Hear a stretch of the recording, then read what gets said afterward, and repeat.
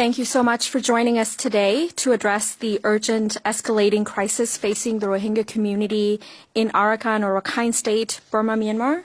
My name is Yasmin Ullah, and I am a Rohingya Canadian human rights activist currently serving as the executive director of the Rohingya Mayaforno Collaborative Network.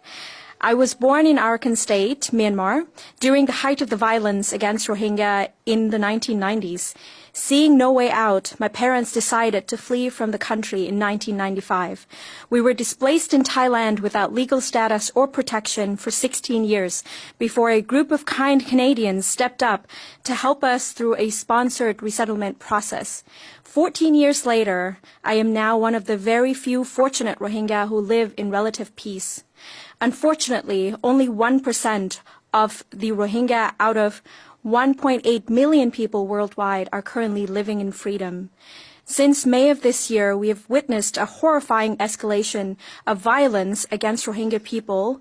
Drone attacks, airstrikes, and the systematic burning of homes by both the Arakan army and the military junta have left approximately 95% of the Rohingya community displaced internally.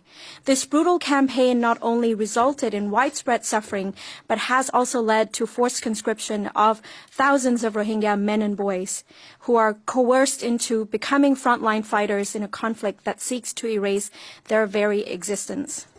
One harrowing account of a Rohingya man captures the despair. Quote, "They use us as frontline fighters. They want to wipe us out. It's the AA, or the Arakan army, and Myanmar military's policy," unquote. This dark reality reveals how both the junta and the Arakan army are using our community as pawns for their goals, subjecting them to torture, abuse, and death. The consequences of this violence are dire, fostering a deepening divide and a culture of hatred that threatens the very fabric of our society in Burma, Myanmar. In a tragic twist, 25,000 Rohingya have fled from Mongdo and Butidong townships to Bangladesh Cox's Bazar area in the past month. Yet, they now find themselves without essential humanitarian support.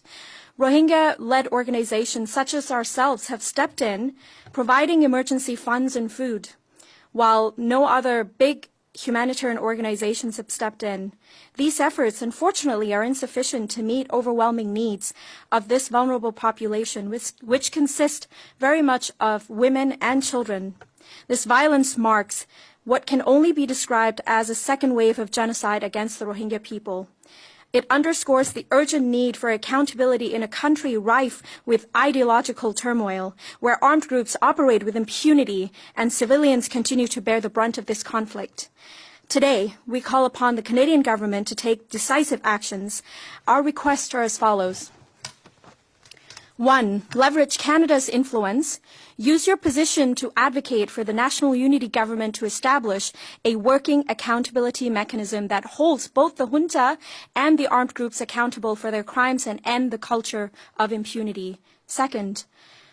End enablers of violence.